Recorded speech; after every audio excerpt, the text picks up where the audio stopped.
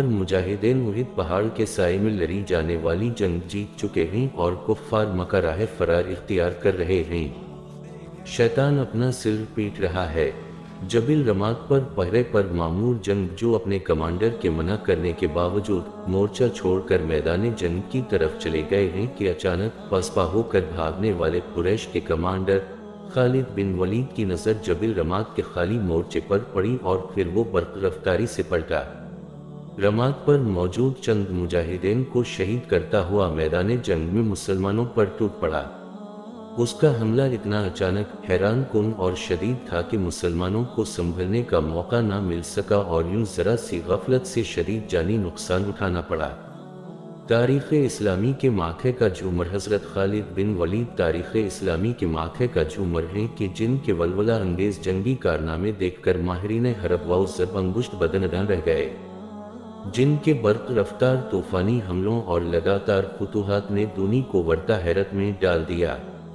حضرت خالد بن ولید ملت اسلامیہ کا وہ عظیم جرنیل کہ جنہوں نے قیصر واؤ کے تخت واؤ تاج کو پامال کر ڈالا، روم ایران کے شاہی محلات اپنے گھوڑوں کی ٹاپ سے روند ڈالے، جن کی تلوار کی زد سے بڑے بڑے نامور سورما گھبرائیں اور کوئی مقابلے پر نہ آئے، جن کا نام کفار کے دلوں کو دہشت زدہ کر دے۔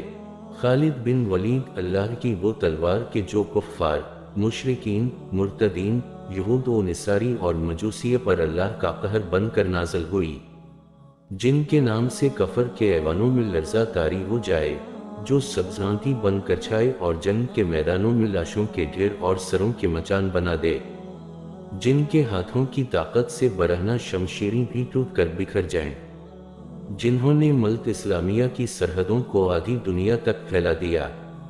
خالد بن ولید عزم واؤ ہمت، عمل واؤ بیداری، شجاعت واؤ بہادری، طاقت واؤ جوان مردی کا عظیم پیکر، جن کا وجود فتح کی علامت، نصرت کا نشان، مسلمانوں کی آن، مجاہدین کی شان، اللہ کے نبی کا پیارا، صدیق اکبر کی آنکھوں کا تارا، حلقہ یارم میں ریشم کی طرح نرم، رزم حق و باطل میں فولاد کی طرح سخت، فتح واؤ نصرت جس کی قدم بوسی کے لیے دیدہ واؤ دل فرش راہ کر دے، کامیابیاں جس کی منتظر ہوں، عاجزی و انکساری اور اطاعت واؤ فرما برداری کا یہ علم کہ امیر المومنین فاروق اعظم جب مصول کر دیں تو لمحہ بھر میں سپہ سالار سے سپاہی بن کر رہتی دنیا تک کے لیے مثال بن گئے۔ خالد بن ولید مسلمانوں کے وہ ہیرو کہ آج بھی جن کا نام لہو کو گرم اور دلوں کی دھڑکنوں کو تیز کر دیتا ہے۔ تعارف مضبوط، چاق چوبند جسم، دراز قد، سرخ واؤ سفید روشن چہرہ، چوڑا اور کشادہ سینہ، چمکتی عقابی آنکھیں، شہ سواری، نیزہ بازی، تیر اندازی اور شمشیر زنی کا جادوگر، جنگی حکمت عملی اور سیاسی چالوں کا ماہر، بے خوف، نڈر، بہادر، جلدی، پاک دامن، شریف الانفس، عبادت گزار، قسمت کا دھنی، برق رفتار، آتش جواں، شعلہ بیاں، جرنیل حضرت خالد بن ولید قبیلہ بنو مخزوم کے سردار اور قریش کے باصر رئیس ولید بن مغیرہ کے گھر پیدا ہوئے۔ آپ کے والد ولید بن مغیرہ اور طائف کے لو بن مسعود ثقفی کا شمار ایسے مجازین میں ہوتا تھا کہ جن کے بارے میں قریش کہا کرتے تھے، اگر اللہ کو قرآن نازل کرنا ہی تھا تو ان پر کیوں نہ کیا۔ اسی بات کو اللہ تعالیٰ نے قرآن کریم کی سورہ الزخرف میں بیان فرمایا ہے۔ سلسلہ نسب آپ کا سلسلہ نسب یوں ہے: خالد بن ولید بن المغیرہ بن عبداللہ بن عمر بن مخزوم القریش المخزومی۔ آپ کی والدہ کا نام لبابہ صغری ہے، جو رسول اللہ کی زوجہ ام المومنین حضرت میمونہ کی ہمشیرہ تھیں۔ بارگاہ رسالت سے آپ کو سیف اللہ کا خطاب عطا ہوا۔ قبول اسلام حارث بن حشام روایت کرتے ہیں کہ میں نے حضرت خالد بن ولید کو کہتے سنا کہ اسلام قبول کرنے سے پہلے میں تقریباً ہر مرتبہ میں حضرت کے سامنے نئے عزم و ولولے کے ساتھ آتا، لیکن ہر مرتبہ کچھ اس طرح میرے دل پر آپ کا رویب و دبدبہ طاری ہوتا کہ میرے حوصلے پست ہو جاتے اور مجھے یوں محسوس ہوتا کہ جیسے کوئی غیبی طاقت ان کی حفاظت فرما رہی ہے۔ پس مجھے یقین ہو گیا کہ یہ لوگ پوری دنیا پر غالب آ جائیں گے۔ حضرت خالد بن ولید قبول اسلام کا واقعہ بیان کرتے ہوئے کہتے ہیں کہ غزوہ خندق کے بعد ایک دن مجھے اپنے بھائی کا خط ملا، جس میں انہوں نے لکھا کہ اے میرے پیارے بھائی جان، رسول اللہ نے مجھ سے دریافت کیا کہ خالد کہاں ہے۔ میں نے عرض کیا، یا رسول اللہ، انشاء اللہ وہ بہت جلد آپ کے قدموں میں ہوگا۔ اس خط کے بعد ایک دن میں نے خواب دیکھا کہ میں تنگ و تاریک بھیانک جگہ سے ایک سرسبز و شاداب اور کھلے میدان کی طرف جا رہا ہوں۔ میری آنکھ کھلی تو میری دنیا بدل چکی تھی۔ میں نے عثمان بن طلحہ سے مدینہ جانے کا کہا تو وہ خوشی خوشی میرے ساتھ جانے پر رضامند ہو گئے اور ہم اللہ کی راہ میں نکل کھڑے ہوئے۔ ابھی ہم کچھ ہی دور گئے تھے کہ ہمیں عمرو بن عواص بھی مل گئے، وہ بھی اسی مقصد کے لیے مدینہ جا رہے تھے۔ چنانچہ ہم نے اپنے آپ کو بارگاہ میں پیش کر دیا۔ سرکار دو عالم نے فرق محبت سے صحابہ کرام سے فرمایا، مکہ نے اپنے جگر گوشے تمہاری جانب پھینک دیے ہیں۔ میرے اسلام قبول کرنے پر حضرت نے فرمایا، خالد، تمہاری عقل و دانش اور فہم و فراست کی بنا پر مجھے قوی امید تھی کہ تم ایک نہ ایک دن ضرور مسلمان ہو جاؤ گے۔ کاتب وحی دونی حضرت خالد بن ولید کو ایک نامور جرنیل و فاتح کے طور پر جانتی ہے، اور کم ہی لوگوں کو علم ہے کہ الف مدہ نون حضوات ریتے نے انہیں کاتب وحی کے منصب پر بھی فائز فرمایا تھا۔ مختلف کتب میں آپ کے کاتب وحی ہونے کا ذکر صراحت سے موجود ہے۔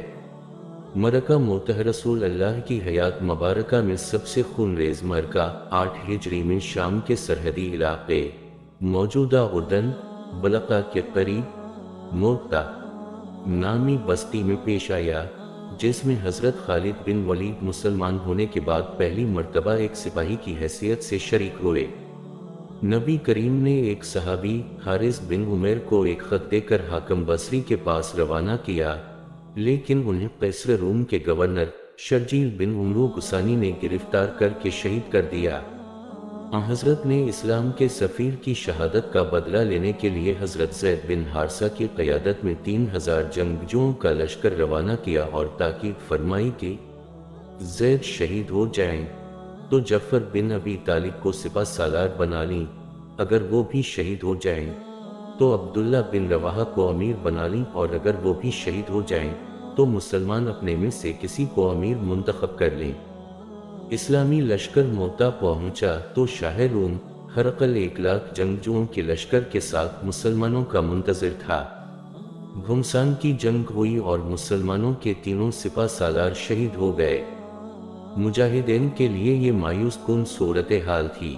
میدان جنگ پر رومیوں کا قبضہ تھا، ایسے میں مسلمانوں نے فوج کے ایک سپاہی خالد بن ولید کو اپنا سپہ سالار منتخب کیا اور جھنڈا ان کے ہاتھ میں تھما دیا۔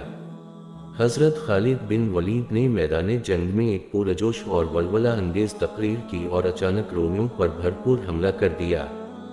رومی اس اچانک اور بھرپور حملے کے لیے ذہنی طور پر تیار نہ تھے، چنانچہ وہ بدحوش ہو گئے اور شکست ان کا مقدر بن گئی۔ صحیح بخاری میں ہے کہ حضرت خالد نے فرمایا کہ جنگ موتا کے روز میرے ہاتھ میں 9 تلواریں ٹوٹ گئیں، پھر میرے ہاتھ میں صرف ایک یمنی بانا چھوٹی تلوار باقی بچی۔ ادھر مدینہ میں جنگ موتا ہی کے روز رسول اللہ نے وحی کی بنا پر فرمایا کہ جھنڈا زید نے لیا اور وہ شہید کر دیے گئے، پھر جعفر نے لیا اور وہ بھی شہید کر دیے گئے، پھر ان رواحہ نے لیا اور وہ بھی شہید کر دیے گئے۔ اس دوران آپ کی آنکھیں اشکبار تھیں، یہاں تک کہ جھنڈا اللہ کی تلواروں میں سے ایک تلوار نے لے لیا اور ایسی جنگ لڑی کہ اللہ نے ان پر فتح عطا فرمائی۔ فتح مکہ اور غزوہ حنین 20 رمضان المبارک 8 ہجری کو فتح مکہ کے موقع پر رسول اللہ نے وادی ذلطوی میں لشکر کی تربیت و تقسیم فرمائی۔ حضرت خالد بن ولید کو داہنے پہلو پر رکھا، اس میں اسلم، سلیم، غفار، مزینہ، جہینہ اور کچھ دوسرے عرب قبائل تھے۔ آپ نے خالد بن ولید کو حکم دیا کہ وہ مکے میں زیریں حصے سے داخل ہوں، اور اگر قریش میں سے کوئی آرے آئے تو اسے کاٹ کر رکھ دیں اور کوہ صفا پر ہم سے ملیں۔ حضرت خالد اور ان کے رفقا کی راہ میں جو مشرق آیا اسے جہنم رسید کرتے کوہ صفا پر رسول اللہ سے جا ملے۔ اس موقع پر حضرت خالد بن ولید سے جھڑپ میں 12 مشرک مارے گئے، جبکہ 2 صحابی شہید ہوئے، وہ بھی راستہ بھول کر لشکر سے جدا ہو جانے کی وجہ سے۔ فتح مکہ کے بعد حضرت نے حضرت خالد کو 30 مجاہدین کے لشکر کا امیر بنا کر غزی نامی بوت گرانے کے لیے روانہ کیا۔ 8 ہجری کے ماہ شوال میں نبی کریم نے قبیلہ حوازن کی سرکوبی کے لیے مکہ مکرمہ سے وادی حنین کی جانب کوچ فرمایا۔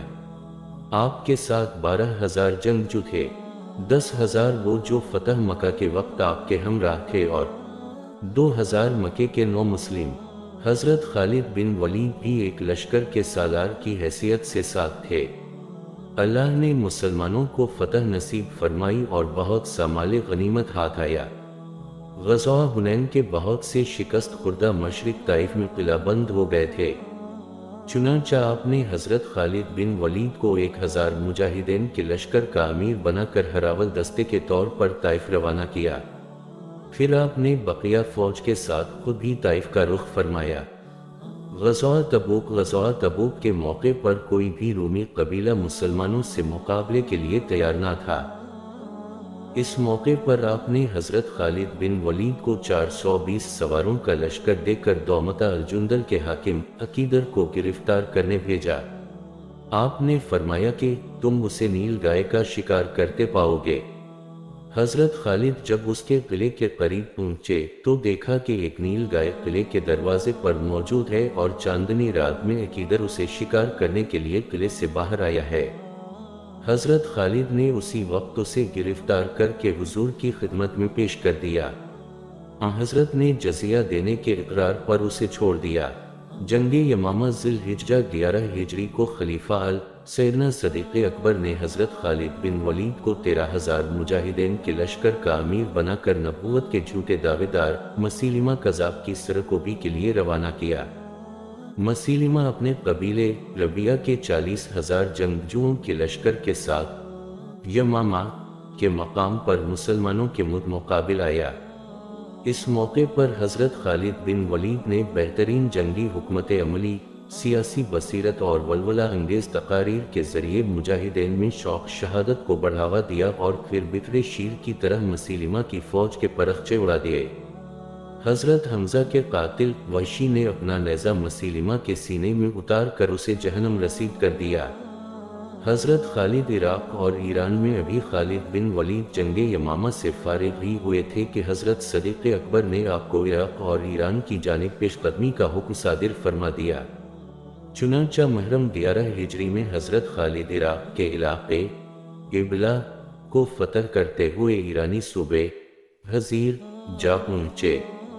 اس صوبے کا حاکم ہرمز نہایت دلیر جنگجو سردار تھا، جس کی دھاک عرب، عراق، ایران اور ہندوستان تک بیٹھی ہوئی تھی، کیونکہ اس کے جنگی بیڑے ہندوستان پر بھی حملہ آور ہوئے تھے۔ ہرمز کی مدد کے لیے شاہ ایران نے مزید 1,00,000 فوجی بھیج دیے، جبکہ اسلامی لشکر صرف 13,000 مجاہدین پر مشتمل تھا۔ یہاں حضرت خالد نے ایک اور جنگی حکمت عملی اپنائی اور سب سے پہلے خود میدان جنگ میں گئے۔ اپنے گھوڑے کو ہرمز کے خیمے کے پاس کھڑا کر کے اسے مقابلے کی دعوت دی۔ وہ باہر نکلا، دونوں میں 2 بدو لڑائی ہوئی اور پھر حضرت خالد نے اسے زمین پر گرا دیا اور اس کے سینے پر سوار ہو کر سرتن سے جدا کر دیا۔ یہ سب اتنا اچانک اور تیزی سے ہوا کہ ایرانی فوج بدہوش ہو کر بھاگ نکلی۔ اس جنگ میں بہت زیادہ مال غنیمت اور ہیرے جواہرات مسلمانوں کے ہاتھ لگے۔ حضرت خالد نے عراق میں 2 سال قیام کیا۔ فوج اور سامان حرب کی قلت کے باوجود ان 2 برسوں میں 15 جنگیں لڑیں اور سرزمین عراق کو دشمنوں سے پاک کر دیا۔ جنگ یرموک حضرت خالد بن ولید کی قیادت میں لڑی جانے والی اس جنگ میں رومی جرنیل حامان 2,40,000 کا لشکر لے کر میدان میں اترا، جبکہ مجاہدین کی تعداد 40,000 تھی۔ مسلمان نہایت جلم کر لڑے اور فتح نصیب ہوئی۔ اس جنگ میں 1,30,000 رومی مارے گئے۔